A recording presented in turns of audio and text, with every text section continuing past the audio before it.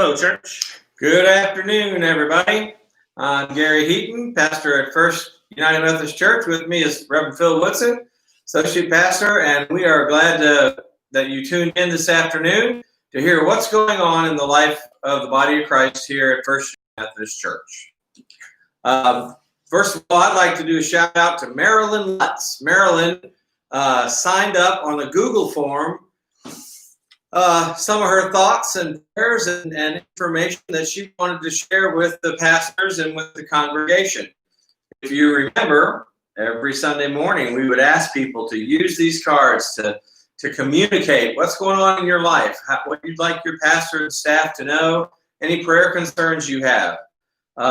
We can't hand you these cards anymore, so we would like for you to go to the church website, hit the button that says worship, and you will find a Google form there. Marilyn Lutz, well done. Anywhere where you can watch worship on our website, if it goes to listen or watch online, or join us in worship, the link at the bottom. And now for every YouTube and Facebook upload, we will include that link to that Google form so that you can ask for prayer quilts and prayer requests and communicate with the pastors in the church. Speaking of communicating and where things are posted, got some comments about the book study we're doing on Facebook. What we're going to do this next week. This is Dr. Kindy's How to Be an Anti-Racist. Right. So when we record our next video, which will come out later this week and maybe even early next week, we got a lot going on this week, which we're going to hear about in a minute. Early next week, we'll probably have the next installment of the How to Be an Anti-Racist book study video post. We're going to put that on YouTube and then link it to Facebook so that video can be shared a little easier for people who don't have a Facebook account. Yeah, so tune in on that and be involved in this very timely topic and a book that's being well read across the country. So all these things are going on that are going to push that book study video back to early next week. A lot of the reason are for things that are happening later this evening. Yeah, so I want to let the congregation know that on Tuesday night, our church, Healthy Church team, this is the team of people in every United Methodist Church that give the green light to having a reopening, a worship service in the church. Our board of trustees, and the formation of our Healthy Church team approved a worship service tonight, Wednesday night, July 15th at 8 o'clock. 8 o'clock. 8 o'clock. 8 o'clock. Now, what you need to know about that is this Healthy Church team's decision was the result of months of work and multiple phases and redos and thinking about what it takes to reopen the church. The confirmation class, the young people, we have 8 young people in our church who will be becoming members of the church and confirming their faith. They are the impetus for this worship service. And this Sunday, the Sunday morning worship service, you will be able to see all of them confirmed, as well as a baptism that we had this week. All that wrapped into what we're doing tonight, closing the street. The city has allowed us to close the street in front of the church. People can sit in the street in their own folding chair. They will be asked to acknowledge a compliance form. They'll have their temperature taken. They'll sign a register.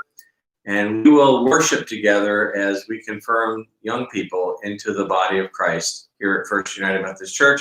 I want to thank the staff. I want to thank the worship committee, the board of trustees, and the Healthy Church team that have all pitched in together to bring us to this point. And it's not a finished product. We're going to learn a lot tonight. We'll probably do better at it.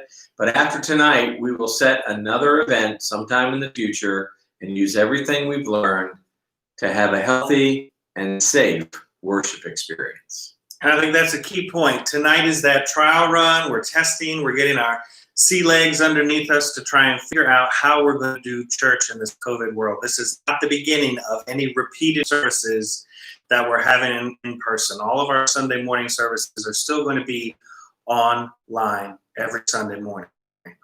This week, though, because of all of the wonderful and fantastic things and the trial runs for worship that we're doing this week, we are going to have a unique opportunity Sunday afternoon at 4 for the church to gather on Zoom together. This is a time to celebrate the baptism and the confirmands, for you to talk and meet with people who you maybe haven't seen or heard from in the last few weeks or months. Yeah. But there's a church-wide Zoom at 4 o'clock on Sunday afternoon to celebrate and be together with all of this. But you have to email Alex Irwin for the link. She has the link to that church-wide Zoom, and she'll gladly send it to anybody. But please contact Alex if you want that link. Yes, this is our first church-wide Zoom attempt, and so we'd love everybody to be there. I really want to put an encouragement to the confirmation class. I know they got a lot of stuff going on, but the church really wants to see you.